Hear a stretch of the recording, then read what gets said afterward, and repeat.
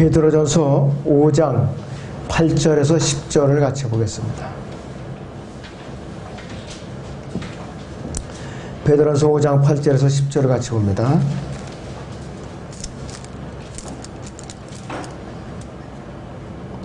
정신을 차리고 깨어있으라.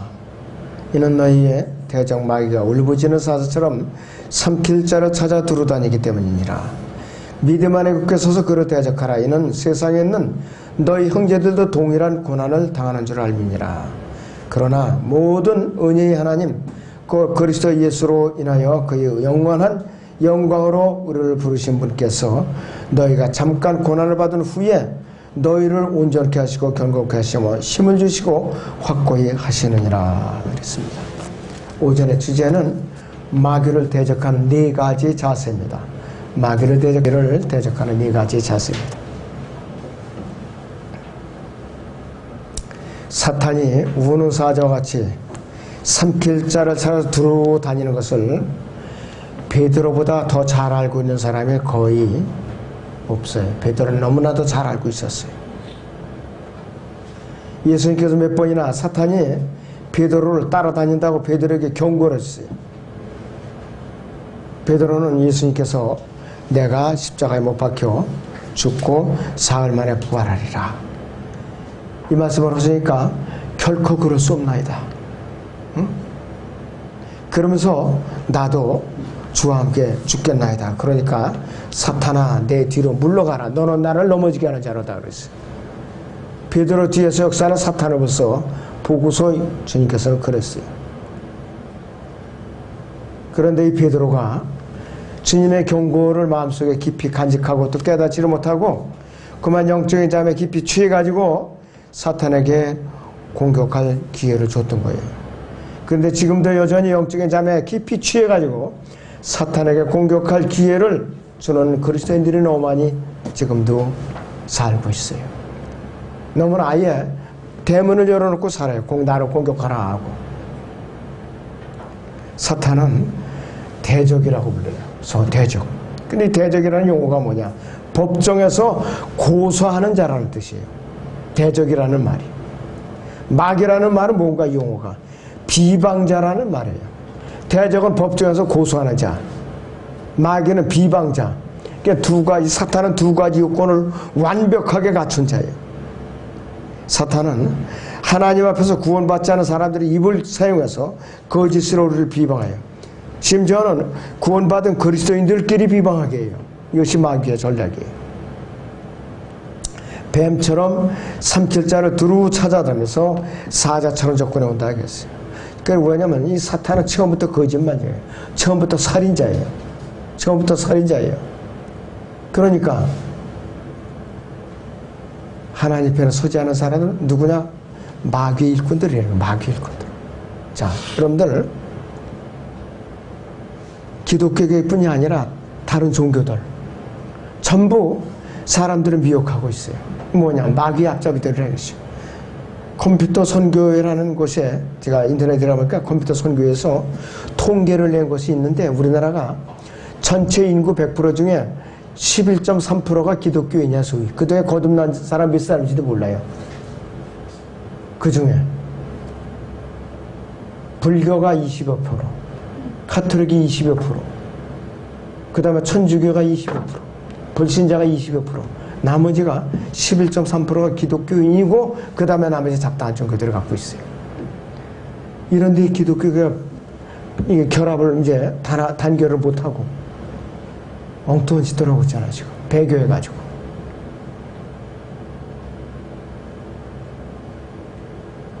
심각한 일이 아닐 수 없어요. 자, 우리 이 시대에 우리가 마귀를 대적하기 위한 그리스도인의 효과적인 네 가지 자세가 뭐냐? 첫째는 경계하라 이거예요. 경계. 본문 베드로전서 5장 8절을 보세요. 정신을 차리고 깨어있으라. 이는 너희의 대적 마귀가 울부짖는 사자처럼 섬길 자를 찾아 두루 다니기 때문이라. 그러니까 우리는 바짝 정신을 차리고 경계를 해야 돼요. 이 말씀을 아무리 강조해도 지나침이 없어요. 우리는 영적인 눈을 크게 뜨고 경계를 늦추거나 긴장감을 풀어버려서는 되는 것이죠. 베드로는 늘 두렵고 떨리는 마음으로 영적 긴장감을 풀지 말아야 하는데 불구하고 너무나도 자신만만했어요. 혈기가 넘쳤어요. 심지어는 예수님이 체포당했을 때에 대제사장에 말코라는 제 귀를 갖다 칼로 내리쳐갖고서 귀를 끊어버렸어요. 혈기왕성해가지고. 그러면 될 줄 알았다 이거예요. 혈기를 그냥 칼로 너무 찔렀잖아요. 근데 예수님께서 칼로 진짜로 칼로 망한다 그랬어요. 그러던 베드로가 예수님을 3번이나 부인했어요. 왜?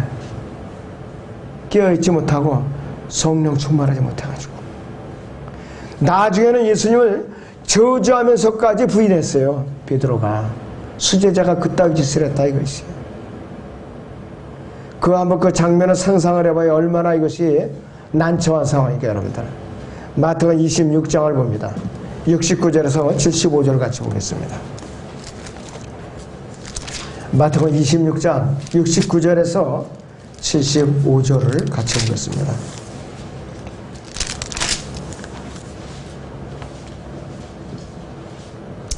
마태복음 26장 69절에서 75절을 보죠. 자, 그때 베드로가 관저 바깥에 앉아 있는데 한 소녀가 그에게 와서 말하기를 당신도 갈릴리 사람 예수와 함께 있었도다라고 하더라. 그러나 베드로가 모든 사람 앞에서 부인하여 말하기를 나는 네가 무슨 말을 하는지 알지 못하노라 하며 현관 쪽으로 가니 또 다른 하녀가 그를 보고 거기 있는 사람들에게 말하기를 이 사람도 나사렛 사람 예수와 함께 있었도다라고 하자 그가 다시 맹세하며 부인하기를 나는 그 사람을 알지 못하노라고 하더라. 잠시 후에 곁에 서 있던 사람들이 와서 베드로에게 말하기를 분명히 너도 그대로가 한패라 네 말투가 이를 증명한다고 하니 그가 저주하고 말하기 시작하여 말하기를 저주하고 맹세하기 시작하여 말하기를 나는 그 사람을 알지 못하노라고 하더라. 그러자고 닭이 울더라. 그때 베드로가 닭이 울기 전에 네가 나를 3번 부인하리라고 하신 예수의 말씀을 기억하고 밖으로 나가 비통하게 울더라. 처음에는 하녀가 다가와서 물어요. 그 다음에 이제 다른 하녀가 와서 또 물어요. 자, 2번째 단계는 맹세하면서 부인을 해요. 3번째 단계는 여러 사람들이 몰려와서 너도 그 한패라. 네 말투가 증거하는 너도 갈릴리 사람이라 이것이에요. 그러니까는 저주하면서 맹세하기를. 이제는 저주하고 맹세하더라. 2번째는 맹세하면서 그랬어요. 3번째는 저주하면서 맹세하더라. 자기 혼자 목숨 건지겠다고. 처음에 들어갈 때부터 올바르지 못했어요. 사도 요한이 대제사장하고 아는 관계니까 뒷문으로 들어간 거예요. 한마디로 말하면. 그래갖고 다른 패거리들하고 불 쬐고 앉았어요. 불 쬐고 쪼그리고 앉았어. 그리고 이렇게 이제 물어보니까는 예수님은 이렇게 비겁하게 부인이라고 만 것이에요. 자, 저나 여러분도 정신 차리지 않고 믿음을 제대로 지키지 않으면 베드로 쫓겨난다. 이게 베드로 쫓겨나요. 베드로의 이 모습이 바로 영적인 무장이 해제된 비참한 모습. 저나 여러분이 이렇게 될 수가 있다는 것이 언제든지. 다윗은 전장에 나가서 열심히 싸우는 순간에는 마귀에게 틈을 준 적이 한 번도 없었어요. 한 번도 없었어요. 그런데 그가 전장에서 잠시 떠나서 한가하게 여유를 즐기고 지붕에 올라가서 다른 집에 여인이 벌거벗고 목욕하는 것을 훔쳐본 순간에 그는 어떻게 되느냐, 마귀가 그를 공격해가지고서 우리의 아내를 갖다 뺏게 만들었어요. 충실한 부하 장수로 죽였고 간음을 하고 그랬으니까 엄청난 죄를 진 거예요. 특별한 자비가 있으면 다윗은 마땅히 죽어 없어져야 하는 사람이라 이것이에요. 그리고 그가 주변의 옆에 다른 나라로 피신해 갔을 때 목숨을 부자고자 두려움이 생겼을 때 그는 침을 질질 흘리면서 아키소 앞에 갔고 미친 채 했다 이것이. 이땐 왜 그랬느냐, 그가 하나님을 의지하지 않으면 순간적으로 영적으로 무너지면은 그 사람 꼴이 아주 비참하게 돼요. 영적으로 무너지죠. 가정적으로 무너지죠. 경제적으로 무너지죠. 건강이 무너지죠. 다 무너지는 거예요. 전부 다. 영적으로 이렇게 삐뚤어지면. 그렇기 때문에 여러분들이 영적으로 굳건히 서야 되고 항상 성령으로 충만하라 이거예요. 성령으로 충만하라. 농담 아니에요. 영적으로 어긋나면은 가정적으로 경제적으로 몸의 건강 다 무너져요. 안 되게 돼 있어요. 여러분들. 세상적으로 잘 되는 거 같죠? 결국은 일시적으로 다 무너져요. 여러분들 그거 정말로 명심해야 됩니다. 직장에서도 형통할 것 같죠? 업무가 자꾸 꼬이게 돼서 뒤틀리고 동료 간에도 이상하게 마찰이 생겨요. 또 위에 상관들하고도 은근히 자꾸 업무가 자꾸 뒤틀리면서 안 되게 돼 있다고요. 왜? 하나님과 관계가 올바르지 않으니까. 마귀를 대적하는 두 번째 자세는 어떤 자세를 가지나 대적을 해야 돼요. 주먹으로 대적하는 게 아니에요. 절대로. 베드로서 5장 9절을 보죠. 여러분들. 베드로서 5장 9절을 보세요.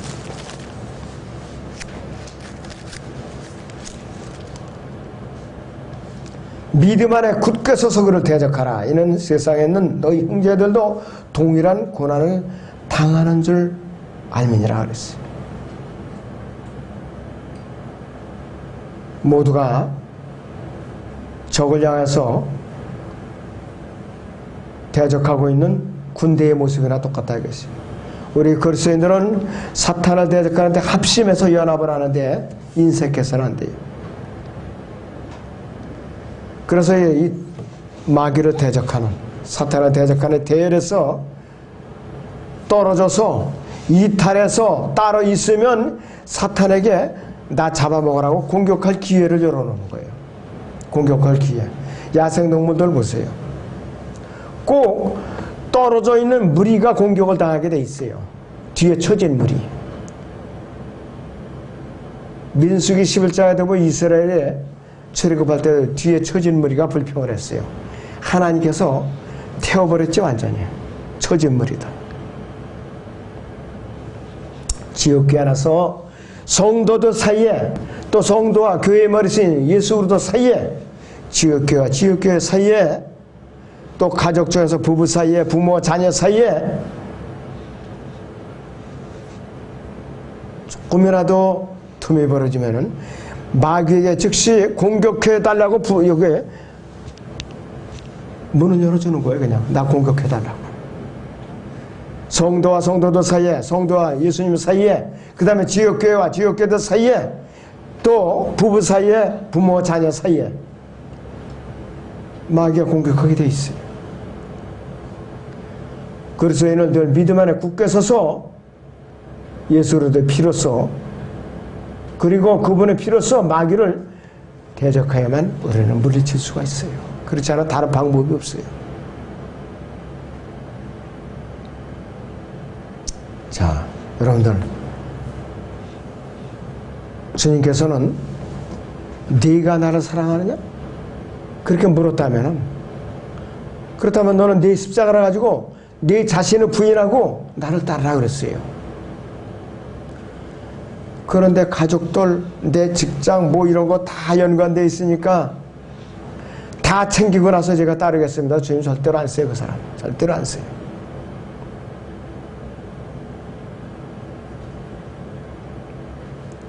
자기 계산이 먼저 앞서서 절대로 하나님 안 쓰세요. 저도 제 계획대로 하면은 제가 이 자리에 쓸 수가 없었어요. 하나님께서 하는 것마다 치에다가 뺏어버리시니까 그냥 풀무지르니까 항복을 할 수밖에 없어요. 주님 앞에 무릎을 꿇을 수밖에 없었어요. 밀어냈죠. 저도 밀어냈어요. 여러분들 주님께서 다루실 때에 빨리 알아차리고 빨리 무릎을 꿇으면은 그 연단이 거두셔요. 밀어넣으면 계속해서 깨달을 때까지 당금질을 하시는 거야. 당금질을. 그걸 여러분들 빨리 알아차리셔야 돼요. 마귀로 대적하는 네 번째 자세는 뭐냐? 믿으라. 믿으라 이것이에요. 우리는 믿음으로 마귀를 대적하고 우리는 정신을 차리고 깨어있어야 돼요. 예수님께서 이미 갈보리 십자가에서 이루어 놓으신 믿음의 승리를 우리는 확신하고 신뢰해야만 되는 것이죠. 우리 원수 사탄 대적 마귀는 거짓말을 가장 큰 무기로 사용해요. 그리스도인은 하나님의 진리의 말씀으로 사탄의 거짓말을 철저하게 대적해야 돼요. 예수님께서 광야에서 시험 받았을 때 그분은 말씀으로 물리치셨어요. 말씀으로 기록되어 있을 때 그러면서 말씀으로 승리했어요. 우리 그리스도인은 각자의 몸 안에 세상을 이기신 주님께서 성령으로 내주어 계세요. 그분을 의뢰하면 늘 승리는 보장되어 있는 것이에요, 우리에게.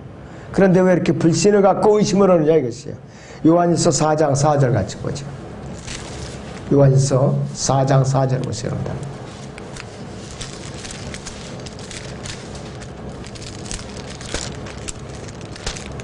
자, 거기 보시면은 어린 자녀들아 너희는 하나님께 속하였고 또 그들을 이겼으니 이는 너희 안에 계신 분이 이 세상에 있는 자보다 더 크시기 때문이라. 이 세상에 있는 자가 누구냐? 마귀라 이거예요 바로. 그리고 이 말씀대로 순종하면 되는데 우리가 세상을 이기고 대적 마귀를 물리칠 수 있고 승리할 수 있는 우리의 믿음이에요. 요한서 뒤에 5장 보세요. 5장 4절에서 5절을 같이 보세요. 이는 하나님께로부터 태어난 자는 누구든지 세상을 이기기 때문이라. 세상을 이기는 승리는 이것이 우리의 믿음이라. 예수께서 하나님의 아들이심을 믿는 자 외에 세상을 이기는 자가 누구냐 이거예요. 여러분들이 기록된 말씀으로 나타나신 하나님을 믿어야 돼요. 말씀으로 나타나신 하나님을 믿고 순종을 해야 되는데 지독하게 불순종을 하니까 의심이 끊임없이 꼬리에 꼬리를 물고 일어나는 것이고 뒤숭숭하니까 마귀에게 언제든지 그냥 얻어 터지는 거예요. 패배하고 만다 이것이. 마귀를 대적하는 그리스도의 네 번째 자세가 있어요. 기억하라 이거예요. 기억하라. 우리는 늘 다른 그리스도인들도 나와 같은 시련들을 똑같이 겪고 있다는 사실을 기억해야 돼요. 나 혼자만 고생하고 나 혼자만 이렇게 고통당하는 것이 아니라는 것을 기억하고 있다요. 좀 겪는지를 좀 허라 이게. 딴 성도들은 어떻게 지내는가? 왜 나만 갖고 끌탕하고 탈의를 하냐 이것이요. 베드로전서 보죠. 4장 12절에서 14절을 봅니다. 베드로전서 4장 12절에서 14절 같이 보겠습니다.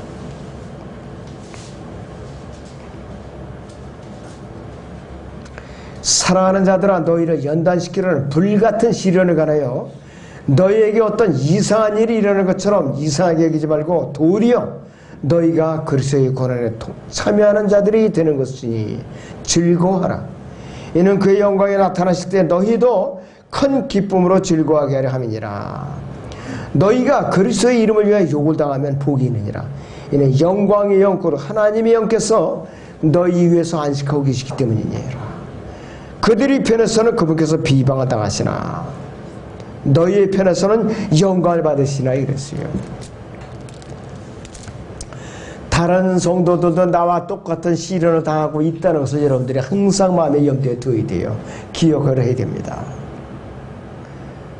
예수 믿음은 만사 형통하다. 여러분들 세상 자체가 이미 마귀가 장악하고 있는 이곳인데 뭘 그렇게 형통하기만은 바라냐. 여러분들은 안 돼요. 형통하기만은 바라서는 안 된다 이것이에요. 예수님께서 언제든지 부자의 집에 초청을 받아갖고 삼시세끼 계속 호리호식하면서 살으셨어요. 거지 나사렛 집에 들리면서 나사로와 함께 음식을 드셨어요. 부잣집에 들어가신 거예요. 그리고 밤에는 낮에는 왕국복음을 전하시고 병든 자를 치료하시고 이적과 기절 베푸시고 밤에는 올리브산으로 올라가서 밤새도록 기도하셨잖아요. 이 시대는 너무 음식이 넘쳐서 음식질에게 너무 넘쳐 배불러서 배고픔에다 이 심각성을 모르고 감사할 줄 몰라요. 감사할 줄 몰라요. 잘 먹어서 병이 걸려요. 잘 먹어서. 이 시대의 암이 전부 너무 잘 먹어서 오는 거예요. 거의가 다. 잘 먹어서.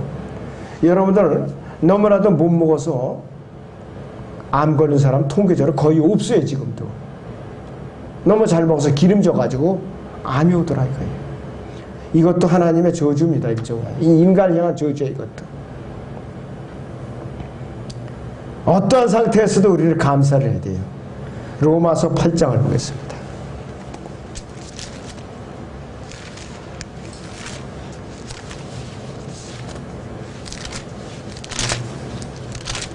(35절부터) 39절까지 같이 봅니다. 누가 우리를 그리스도의 사랑에서 떼어놓을 수 있으리요? 환난이나 곤경이나 박해나 기근이나 헐벗음이나 위험이나 칼이랴. 기록된 바와 같으니 우리가 주를 위하여 온종일 죽음을 당하였으며 도살당한 양으로 여김을 받았나이다라고 하였느니라. 그러나 이 모든 일에서 우리를 사랑하시는 그분으로 말미암아 우리가 이기는 자들보다 더 나으니라. 내가 확신하노니 사망이나 생명이나 천사들이나 정사들이나 권세들이나 현재 일들이나 다가올 일들이나 높음이나 깊음이나 어떤 다른 피조물이라도 우리를 그리스도 예수 우리 주 안에 있는 하나님의 사랑에서 떼어놓을 수 없으리라 이랬어요. 아무리 그런 환경이어도 주님 몸에 지체해서 떨어져 나갈 수가 없다는 뜻이에요. 그것을 여러분이 말하는 것이에요. 엘리야가 그렇게 용기 100배던 엘리야가 칼멜산 전투에서 450명의 바알신 제사장들과 400명의 아스타로 제사장들 850대 1로 전투에서 대결해갖고 승리해서 다 죽였어요. 그런데 곧바로 북왕국 아하방에 그때 일인데 이세벨이라는 그 왕비가 생명의 위협을 받자 이제는 엘리야가 뭐라고 낼까라는가, 이제는 내 생명이 이대로 좋고 하니 제발 거두어가 없어서 이러고 푸념을 하기 시작했다 이것이에요. 푸념을 했어요. 열왕기상 19장을 잠깐 보겠습니다.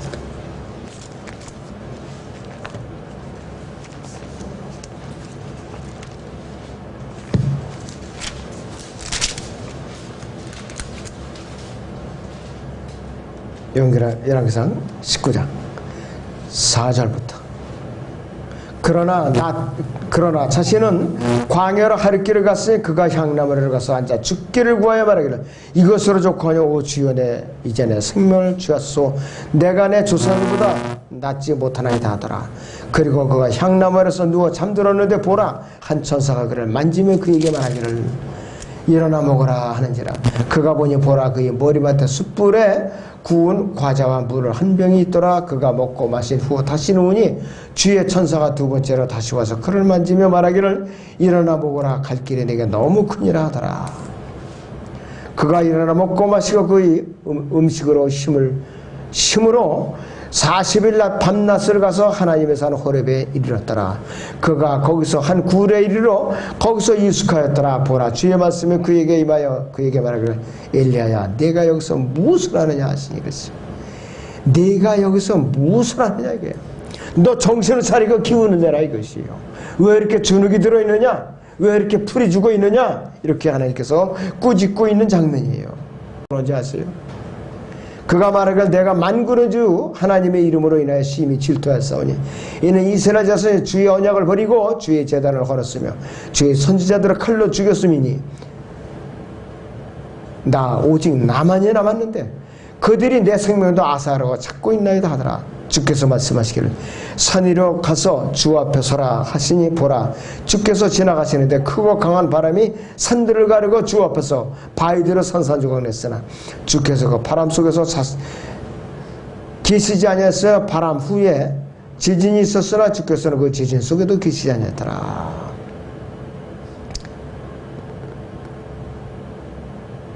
그러면서 여기서 이제 쭉 말하니까 18절을 보시죠.